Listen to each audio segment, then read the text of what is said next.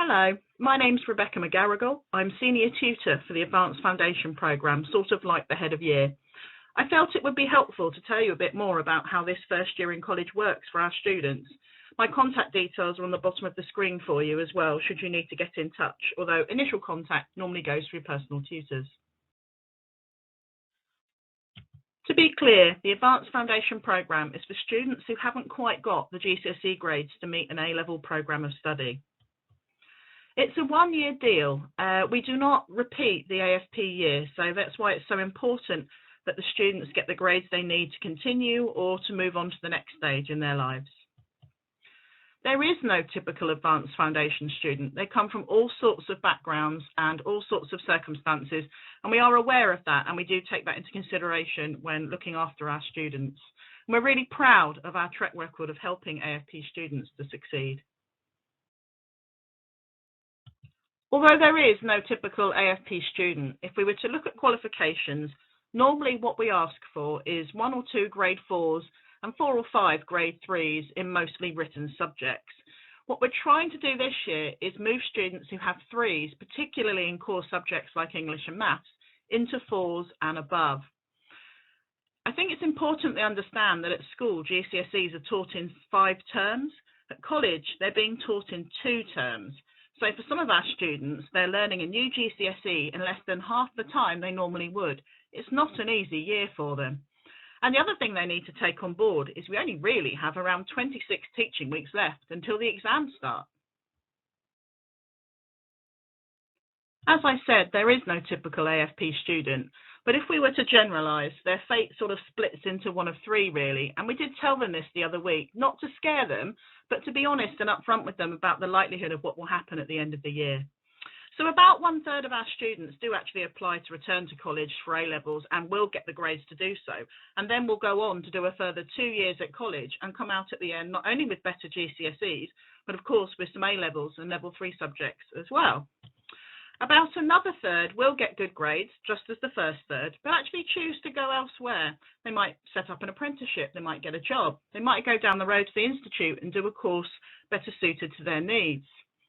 The final 1/3 probably also applied to return to college and wanted to come back, but unfortunately didn't get the grades they needed out of their first AFP year in order to continue into the second and the third.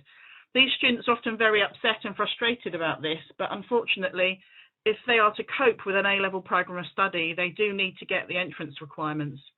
Another issue we find with this final 1/3 is often their attendance isn't very good. And without good attendance, there's very little chance of them achieving well at A-level. If you've seen your students' timetable, you'll know that we mainly offer level 2 courses to our AFP students. So typically they'll be doing English or maths, possibly because they got a lower grade than a 4 and therefore need to continue because that's the legal requirement in full-time education. But we also offer some other subjects. Citizenship in particular with regards to getting a written subject to carry on and do A-levels. So most A-level subjects, particularly popular ones like criminology, English, history, those ones all need 2 5s in written subjects. So we allow citizenship for our AFP students as to count basically as a written subject. So a lot of them will be doing that.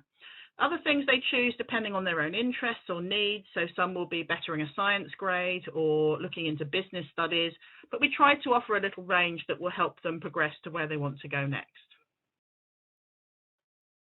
Occasionally we have students that have lots of 4 grades, sometimes even 5s as well, and in that case it's possible they can study a level 3 course.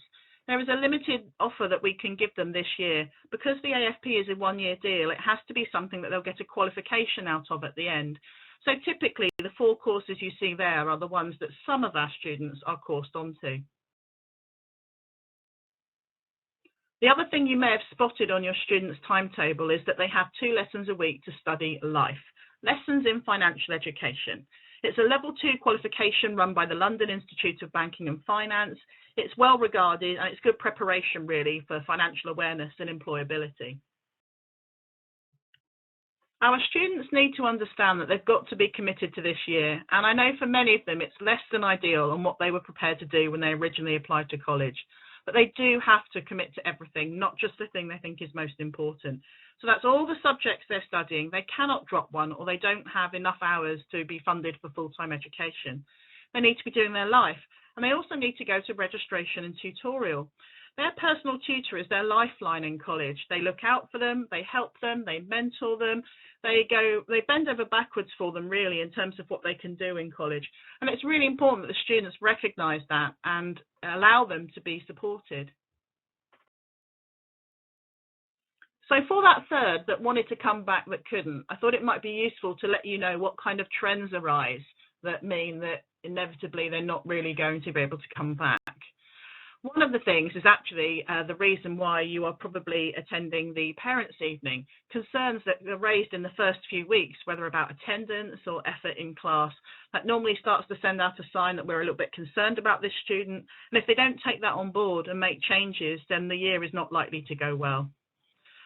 Another issue we've seen in the past is that some of our students feel very negatively towards their previous school or particular lessons and things like that. It's really important that they try and put this year behind them and then think about the year they're now on in AFP and really try and start with a fresh, clean slate, which is how we view the students themselves. Non-essential absences are a big problem. We tell all of our students it's really important if you have a doctor's or a dentist appointment that isn't urgent, that they book it outside of college. Driving lessons outside of college. Really, they need to be here because they have so little time to do their subjects that they've got to get on board with that. Lastly, attendance under 85% normally signals that the year isn't going to go well. So it is, really essential they get into all of their lessons so they can keep up with what's going on and keep on top of the workload. Correspondingly, then, there's got to be stuff that makes a successful student. So this is the stuff that we tend to spot. Really good attendance, that ability to build positive relationships with their peers, but also with their teachers and their personal tutor. Using support networks. Some of them have got a really good bunch of friends that they've made here already, but also, of course, using things like the welfare hub if needed, having people they can talk to when they're stressed, whether that's at home or in college, and, of course, their personal tutor. And the last one really is that quality of resilience, which I think in the COVID years has been really difficult for our students to find. But the ability to bounce back from setbacks is so important. And just think, this is not going well at the moment, but it doesn't mean it's not going to go well forever. I'm going to keep trying, I'm going to keep working at it, and then hopefully turn things around. A lot of our parents really want to know what they can do to help out and to help their student get through the year. These are the things that we've sort of most commonly identified that might be useful to you. You've probably already done this, but if you can and there's room in your house, sort out a study space for your student to work, someone with a desk, a place for them to write or a laptop or something like that. Please do talk to us as well if there are concerns or things that we need to know about your student that you think will have an impact on them in college. Be supportive but firm with them. So if they're saying to you, I've got a bit of a headache, can I take the day off college? Please don't automatically ring in and confirm their absence. Please try and encourage them to get in. I think, the more they're in, the more likely they are to succeed. Help them to keep employment to a minimum. We recommend at college no more than 10 hours of paid employment a week, and we know that our students are doing a lot more than that. This one's hard as a parent, I feel this too, but never give up on them, even when they're driving you absolutely spare. This is a really intense year for them and they are likely to find it quite stressful at points. And help them to build that resilience as well that I talked about earlier. The other thing that we find quite useful is to keep them thinking about the long picture, the bigger picture at the end of this. So yes, this year at times might be a bit frustrating for them, but what is it they want to do with what they're getting out of this year? So it might be about focusing on the A-levels they want to do. It might be actually looking forward to college and university, or it might be getting the qualifications they need for a specific career path. I think sometimes having that sense of where they're going with this gives them more purpose for where they are now. We have lots of learning support in college if your student needs a little bit of extra help.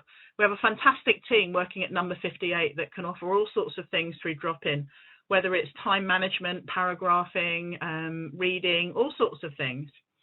For our students that have English as second language, we have specific sessions targeting them. And we also try to make sure that the students tell us about their exam arrangements. So if they're used to being in a separate room, for example, they must have flagged that up with us because we need to reassess for that.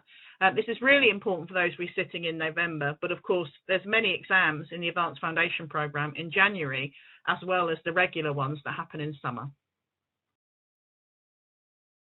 For students where the household is low income, we do have a college bursary as well. It's worth checking whether you're entitled to claim this bursary, which will also include a contribution to food costs inside college. You can get more details from the personal tutor. Equally, you can have a look on our website. It's under Student Finance in the Documents tab. Again, contact the personal tutor if you're struggling to find it. So, what happens next in our year? Well, in October, we have obviously the Parents' Evening that you know about, and what we've asked our tutors to do is to RAG rate our students. So they're rating them red, amber or green for attendance and progress in all of their subjects. In November, there's going to be some exams for those that are studying English language GCSE or maths for the accelerated group, and there are some end of unit exams for life. And also in November, there's a review published, so you get current and target grades, and that will be followed with a full Parents' Evening at the end of November. In December, we have the AFP Christmas Party and Awards, just a bit of an informal thing really to give a shout out to our students that have really achieved so far and done various bits and pieces that we're proud of, and there's always lots of that. It's a great celebration. It's around the time as well that students will start their reapplications to college. So those who would like to return and start a level 3 programme will be applying again, but this time inside college. And we will give them help for that. We will talk them through the process. As part of that, we also ask them to have a plan B in case they don't get the grades they need to return to us. So one of the things they will need to do is to make an application to other institutions. But for those students that don't want to come back to us, then of course they need to be doing that around that time as well, and we will support them through doing that. Then in January and February, there are full reports from subjects again with current grades. Then in February, the reapplication interviews take place for those who've applied to return to college. And the interview will be influenced by references that are written by all their teachers, the grades that are used in reports to give an indication of are they going to be able to cope with a level 3 programme. Then in May and June, of course, we have the GCSE and some level 3 exams. The other thing perhaps it's useful for you to bear in mind is that there is no study leave. They will stay in each subject's lesson until they've completed the coursework or the exam. So, those wanting to come back next year, just to remind you again, it is a one-year course at college, and they will be leaving, whether officially or completely, at the end of the year. For a student who wants to come back and study A-levels for 2 more years, this is what they normally need.